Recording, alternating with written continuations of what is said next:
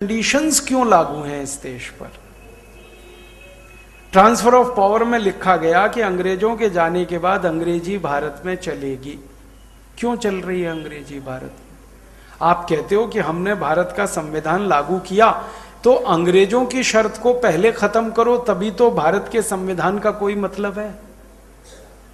अंग्रेजी अभी भी चल रही है। ट्रांसफर ऑफ पावर एग्रीमेंट में कहा गया कि अंग्रेजों के जाने के बाद अंग्रेजों का ये प्रशासनिक ढांचा आईसीएस, जिसको हम आजकल आईएएस कहते हैं, IPS, IRS, IFS, all India services के ये जो कैडर में सारा है, ये वैसे का वैसे ही चलेगा अंग्रेजों के जाने के बाद। क्यों चल रहा है? अगर आपने भारत का संविधान लागू कर दिया तो भारत के संविधान में ये आईसीएस की जगह क्यों है अभी भी, जो अंग्रेजों के जमाने में थी गुलामी के लिए? फिर इससे भी ज्यादा अंग्रेजों के बनाए हुए कानून क्यों लागू हैं अभी भी इस देश में? हमारे किसान रोज लाठियां खा रहे हैं, गोलियां खा रहे हैं अंग्रेजों के कानून के खिलाफ संघर्ष करते हुए, जिसका नाम है लैंड एक्विजिशन एक्ट।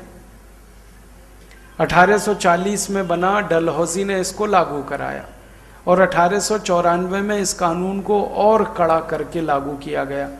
तब से लेके लगातार ये चला आ रहा है और आप कहते हो कि हमने भारत का संविधान लागू कर लिया।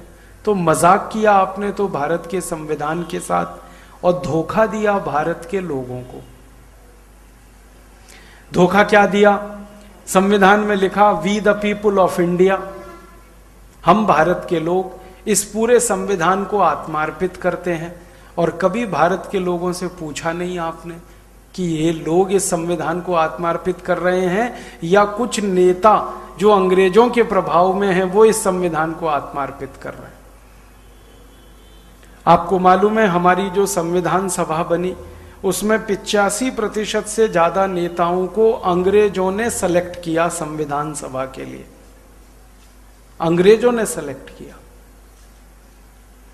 और अंग्रेजों ने चुन चुन कर उन नेताओं को संविधान सभा में रखा जो अंग्रेजों के हमेशा से समर्थक थे और अंग्रेजों को आदर्श मानते थे।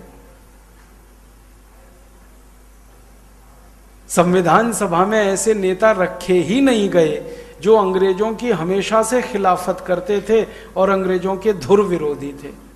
उनको रखा ही नहीं गया। बहुत नेता थे ऐसे इस देश में, अब नाम लेने की जरूरत नहीं।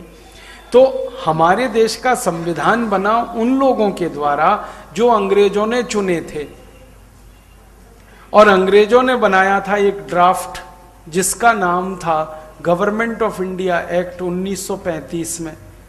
और गवर्नमेंट ऑफ इंडिया एक्ट की जब बहस हुई थी ब्रिटेन की संसद में, तो उस बहस का एक वाक्य सुनाता हूं आपको। सारे ब्रिटेन के सांसद अंग्रेजों की लोकसभा में ये कह रहे थे कि भारत को 1000 साल तक गुलाम बनाकर रखने के लिए इससे अच्छा कानून नहीं हो सकता। गवर्नमेंट ऑफ इंडिया एक्ट 1000 साल तक भारत को गुलाम बनाकर रखने के लिए गवर्नमेंट ऑफ इंडिया एक्ट से अच्छा कोई कानून नहीं हो सकता। इसीलिए उन्होंने ये कानून 1935 में पास किया और भारत में इसको लागू कराया। और भारत की संविधान सभा ने इसको संविधान की आत्मा बनाया, गवर्नमेंट ऑफ इंडिया एक्ट।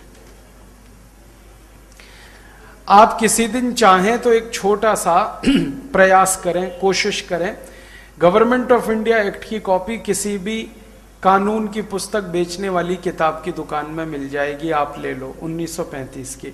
और भारत के संविधान की प्रति कहीं भी मिल जाएगी। दोनों के एक एक पन्ने मिलाते जाओ तो आपको पता चलेगा कॉमा फुल स्टॉप भी नहीं बदला गया। गवर्नमेंट ऑफ इंडिया एक्ट के सारे प्रावधान भारत का संविधान बन गए। बहस भी नहीं हुई कि हम कर क्या रहे हैं। अब हुआ क्या कि एक तरफ हमने भारत के लोगों से यह कहा कि हमने हमारा संविधान बना लिया है और उसको 26 जनवरी 1950 को आत्मार्पित कर लिया है। दूसरी तरफ उस संविधान में वो सारी शर्तें आपने रखी जो अंग्रेजों ने गवर्नमेंट ऑफ इंडिया एक्ट में रखी थी। तो ये एक तरह से भारत के करोड़ों लोगों के साथ धोखा। और जब अब मूल बात पे मैं आता हूं। जब संविधान सभा में ये बहस आई कि भाई कानून कौन से होंगे,